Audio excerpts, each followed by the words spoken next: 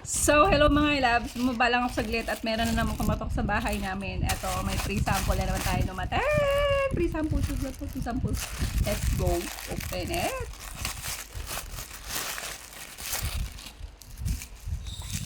So, what is this? So, makeup. Makeup. So, ganyan siya. Napaka-generous ha. So, thank you so much nga pala sa owner ng makeup na to. Ay Zalag Cosmetic Shop. So, napaka-generous. Libre na yung item. At sagot pa nila ang free shipping. Right. So excited. So, number 2. Shade number 2. So, ganyan siya. Kaka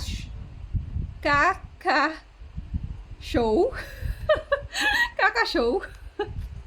Ang Beautiful Skin Foundation Makeup Stick. Come on, let's go. So, may mga trending din kasi nitong parang makeup stick na to. Kaso ito, yung version naman na mas cheaper.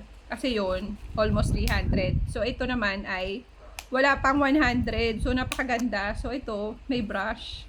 Oh my God. So, ganda ng brush. Look at this. Legit na maganda brush. Titignan mo natin yung quality ng makeup sticks. Ang ganda ng packaging niya, oh. May pa gold yung atake. Tapos may nakalagay stick foundation. So, let's go. Shucks. Look at this. For free lang to. Idalhin sa akin. So, sana all. So, salamat po sa mga owner na napaka-generous at nagtitiwala sa amin sa mga small content creators sa TikTok. At hindi po kayo namimili ng mga padadalhan nyo kung onti lang yung followers or onti lang yung view. Pero nagtitiwala pa rin kayo sa amin. So, thank you so much po. So, let's go. Tingnan natin kung gaano siya kalaki. Yun yung goal natin. So, amoy natin. Amoy siya makeup. Na may pagka-amoy siya ng sabon, ganun. So, ganyan lang siya kalaki. So, ganyan siya kalaki. So, ganyan. Yan. So, ganyan siya. So, baba naman natin at subukan naman natin kung ma-hide na yung mga dark spot. So, let's go. Ito, meron ako dito tilamsik ng mantika para alam nyo, ayan. Tilamsik ng mantika. So, ipo-focus natin. Doon tayo magbe-base sa sa ating tawag dito, tilamsik ng mantika. So, dito muna ako maglalagay bago sa mukha kasi sensitive si my loves.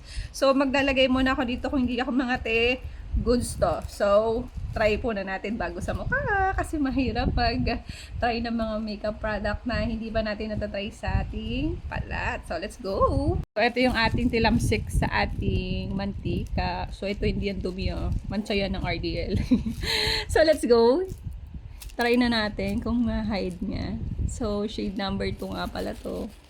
Yan, shade number 2. So, ayan. Dalawin tilamsik ng mantika sa akin. So, ayan. Na-hide niya. Unang patong pa lang yan, ha. So, dalawahin natin. So, na-hide niya. At ang galing ni seller kung ano yung pinadala sa akin na shade, number 2. So, ito yung pinaka packaging niya. Diba, social? May mga kasi ng mark ng kamay ko. Ganda, oh. So, ganda. So, ganyan siya. So, baba na natin to kasi baka maputol. So, sa kamay ko muna nilagay. So, ang ganda, diba? Yan. Number 2 siya. So, ito yung packaging niya. Napakaganda. So, ayan, may mantika pa ng Yan. So, let's go naman. Iba-brush naman natin siya. So, ito yung brush niya nandito sa baba. So, napakaganda ng brush niya. Ayan. Nakalambot at mukha namang matibay. So, let's go. Mag-focus tayo sa ating babrush itong pantay natin siya. O, diba? Na-hide niya yung yung peklat.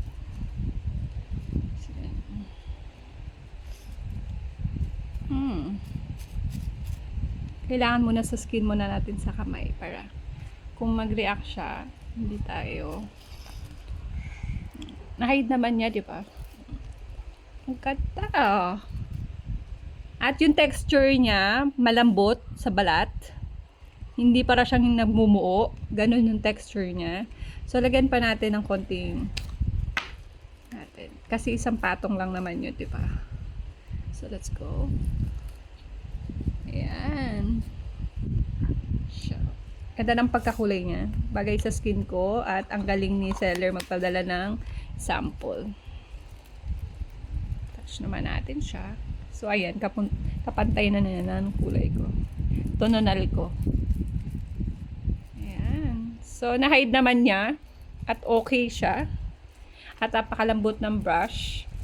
At i-rate ko siya sa cover ng mga blemishes kung sakali. 9/10. So, okay naman siya. Pero titingnan natin kung mag-react sa skin ko, mag-rashes ako, or mangangatay. So, ayan. Ganda ng... Hindi siya yung para siya nagkikiki sa balat. So, ayan. Ang ganda niya. Para lang kakulay ng skin. Kaya kung medyo maputi kayo, number 2 kuhanin nyo. For sure, catch nyo na. Diba? So, mag-add to cart na kayo mga loves. And, bye! Salamat po! Salamat sa free sample!